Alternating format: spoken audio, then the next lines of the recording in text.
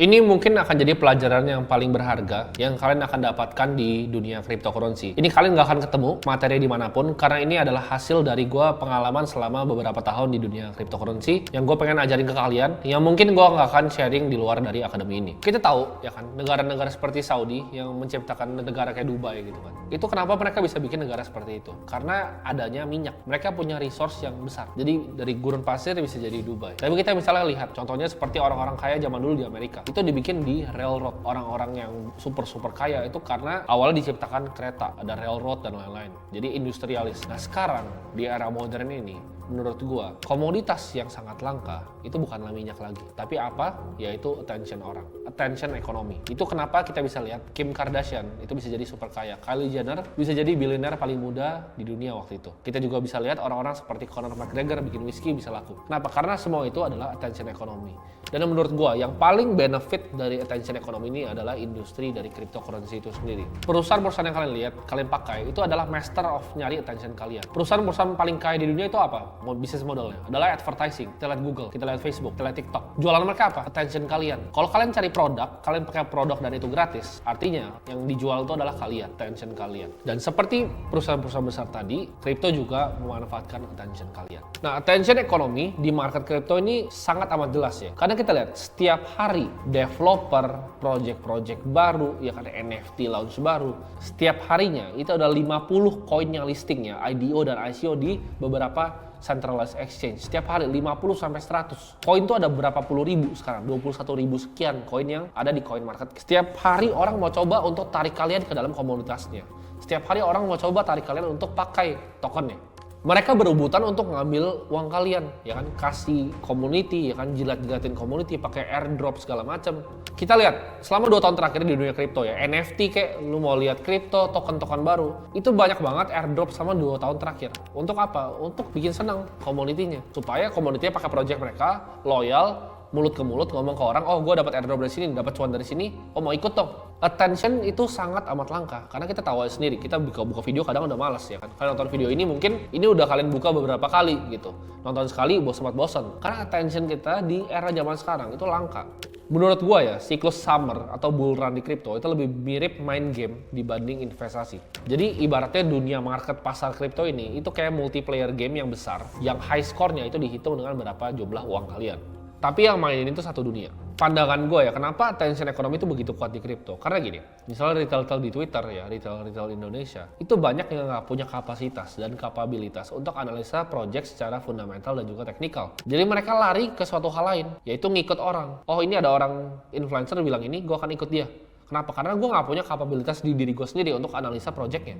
Apakah ini projectnya legit atau enggak, projectnya bagus atau enggak. That's why, kalau saham, kenapa adopsi kripto lebih cepat dari saham? Karena attention ekonomi. Saham itu ribet, lo harus analisa, oh net interest marginnya berapa, segala macam.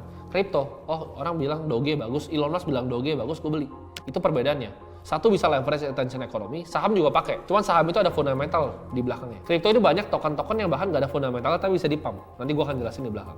Ini rumus emas yang kalian harus tahu di dunia kripto, yaitu supply atau sellers itu sama dengan buyer atau demand. Jadi ini rebutan antara attention aja. Jadi antara supply dan seller dan juga demand dan buyer. Ini semua tergantung tapi dalam namanya attention scarcity. Jadi tinggal rebutan aja dari mana ke mana. Karena gini ya, kita lihat kalau misalnya kita mau bikin suatu project yang benar-benar bagus, kita bikin project crypto yang utility-nya jelas, developer itu time frame-nya itu tahunan. Nggak mungkin lo bisa develop something project dalam seminggu. Tapi time frame trader dan investor itu bisa mingguan bahkan harian. Bahkan ada yang zaman, ya kan? Jadi itu ada dislokasi antara value yang bisa benar-benar di-provide sama developer sama real cash yang terjadi di pasar. Dibilang projectnya setahun lagi dibikinnya, timeline-nya masih 1-2 tahun, tapi tokennya udah ke-pump dulu 1-2 bulan. Jadi itu yang bisa terjadi di kripto. Kenapa? Karena attention ekonomi. Di saat bull run, token yang menang itu bukan project yang terbaik. Project bagus itu bisa tiduran. Yang naik itu apa? Project bagus tapi yang populer. Jadi jangan hilang kata-kata populer ini. Karena kalau cuma project bagus saja itu bisa ditinggalin. Ini gue bakal kategorin. Project bagus tapi nggak populer itu akan tercipta namanya niche market. Project baik yang populer itu pasti jadi winner namanya.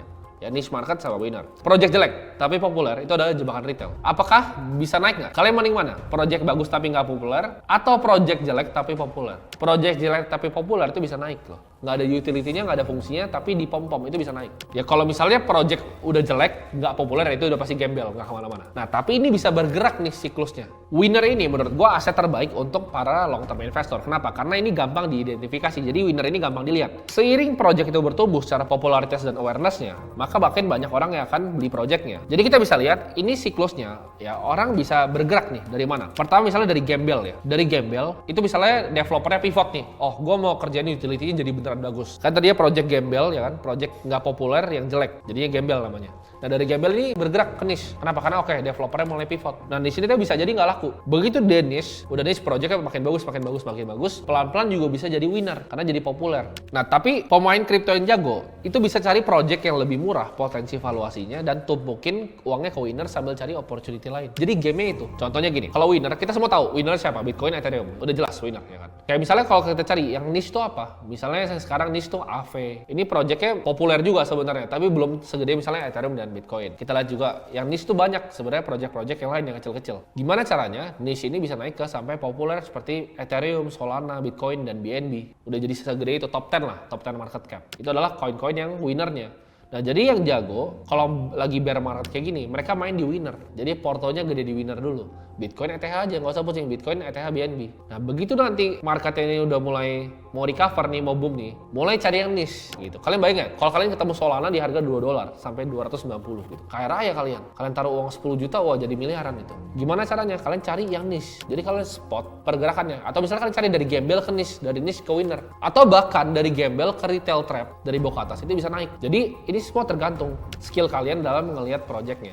Jadi klasifikasi dalam 4 ini ya, gembel, niche, retail trap, sama winner. Di sini gue nggak bilang bahwa retail trap gue nggak bisa untung, bisa juga. Yang di Doge banyak yang untung, Shiba banyak yang untung, SafeMoon banyak yang untung. Tapi itu retail trap, habis itu dibantai gitu. FTT, Luna dibantai juga. Nah, gua kan kasih contoh ya, koin yang bisa populer dari attention. Kita lihat ya, Doge dari tahun 2014 tuh zigzag loh selama 7 tahun. Nah, orang baru belajar tentang Doge. Nah, ada pilihan nih pas orang lihat Doge. Tahun 2014 lu lihat koin Doge gitu kan. Oh, ini mah meme koin doang gitu. Koin apa? Ada 2 opsinya dong. 1 beli Doge, 2 nggak peduli Doge. Tapi kita tahu 99,9% orang tahun 2014 pasti nggak peduli tentang Doge. Ya harganya 7 tahun dia cuman di situ-situ aja, nggak mungkin orang mau beli. Tapi game attention economy ini berubah tahun 2021 di saat Elon Musk, orang terkaya di dunia, itu tweet tentang Doge, jadi cheerleadernya Doge. Ini bikin apa? Ada 2 hal nih yang dibikin sama Elon Musk. 1, orang yang udah lama di kripto, veteran yang main di Bitcoin dan Ethereum, akhirnya kayaknya Doge legit nih. Elon Musk, bos Elonnya bilang ikutan. Sama 1 lagi, orang yang belum pernah ngerti sama kripto sama sekali tapi fansnya Elon Musk, gue beli Doge deh gitu, mulai ke kripto beli Doge. Gue yakin dari kalian ada yang pertama kali masuk kripto tuh karena kenal Doge. Nah itu adalah power dari attention economy yang dibring sama kripto.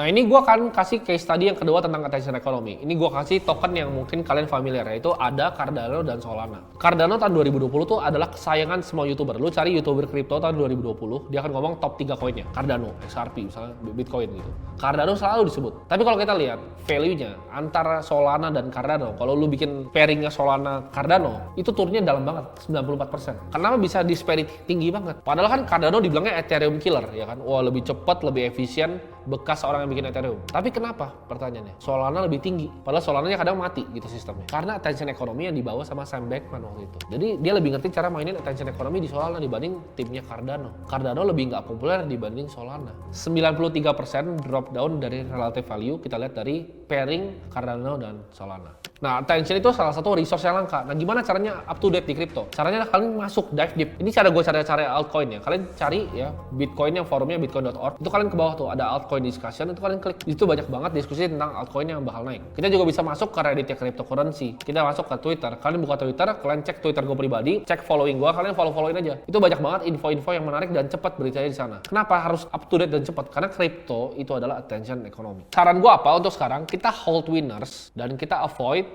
retail trap dan gembel. Boleh main retail trap kalau udah jago, tapi sekarang avoid retail trap dan fokus sama winner dulu. Kita tumpukin uang kita di winner, next cycle kita sikat, kita ambil yang niche jadi winner.